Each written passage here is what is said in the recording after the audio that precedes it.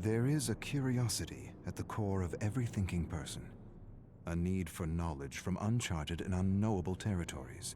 But what is discovered in those blank spaces of the abyss, of the cosmos, are things far too immense to understand. Things better left unobserved, lest they undermine our sanity. Better to embrace ignorance than face the truth of our insignificance in the grand scheme of it all. Against the vastness of the infinite, we are mere microbes swirling in an endless, indifferent cosmic stew. I say stew, but the entity is probably more of a blood pudding. Arcus, 7547. Whiskey, deep into the night. A strange aftertaste, a flavor from a world which makes the best whiskey. Whiskey dreams are some of the most pleasurable, dreams of home, with friends and family, enjoying time lost. When my senses returned, I realized I had turned my palace of a prison upside down. I remembered none of it. Everything a drunken blur. So many paintings and statues I had created from memories from other worlds. Shattered. I'm losing my grip on reality, and maybe that's a good thing. One day merges into the next, and I'm lost in a storm of whiskey, screams, and endless streams of broken memories. Arcus, 3212. From a window, I see something moving with an uncanny light. Through the black fog, it shines there, beckoning me. And yet I cannot leave. I cannot move. I can only bring things to me through the Orus. What light is this? Is it a creature sent by the entity? Is it a survivor? Or perhaps it's a marooned soul from back home searching like myself for a way back.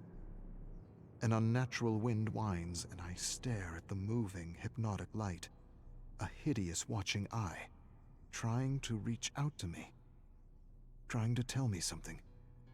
Trying to convey something in its strange, rhythmic movement.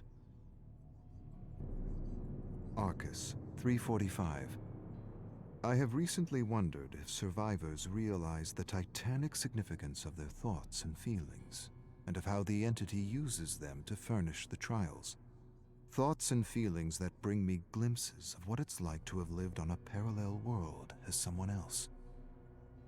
It helps pass the time. Arcus, 1043. I look and observe the realms of the entity with eyes that see disharmony, chaos, fear, and terror. And yet I acknowledge I may be swayed by appearances, and that there may be another truth beyond the veil, and it feels futile, if not absurd, to try to put to words what I am seeing. Arcus, 767. The Orus was little understood back home, and to be fair, I wasn't given the chance to explain its merits to the Council.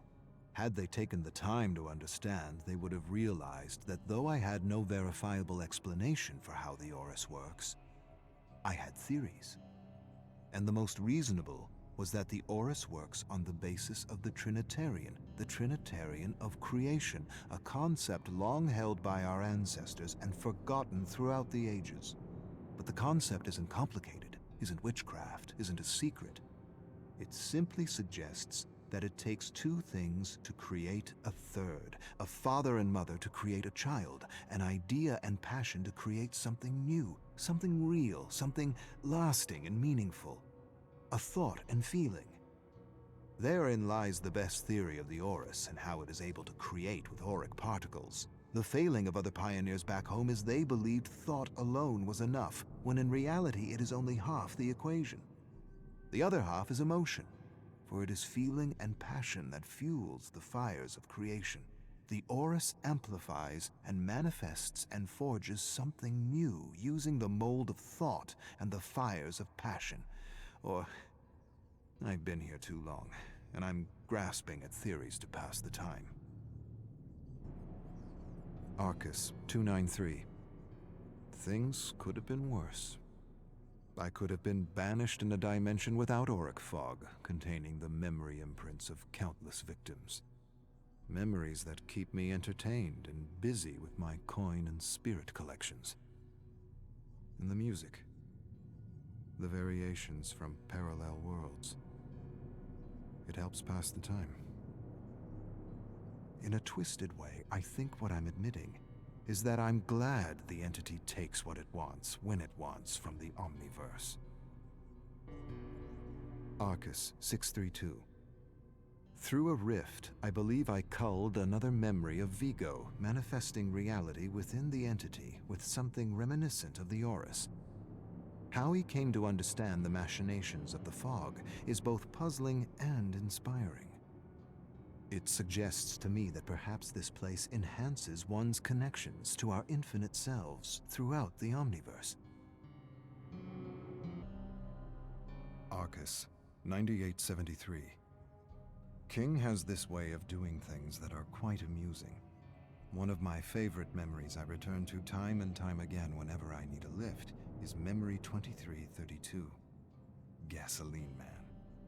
King grabs this man who skipped a few payments on a loan. He drags him by the hair and throws him in an alley. He grabs a metal gasoline container and douses the sod with its contents and lights a match. He stares at him through the flickering flame as the man screams in terror. He watches him beg for his life. Then he flings the match. The man's eyes pop out of his head as the flame hits his chest and falls to the floor with a sizzle. King tells him to make his payment or next time he'll use real gasoline. Brilliant. Arcus 9082. Max has quite an arm. A farmer made his way out of a barn, and with one well-aimed blow with a spade, his head was severed from his shoulders and 2 spouts of hot blood burst from his body like geysers. He watched the headless man stagger stupidly and collapse in a growing puddle of steaming blood. I have to admit I've gone through this memory more than once. It's one of my favorites. I find Max disturbingly amusing and the illusion of death fascinating. At a distance.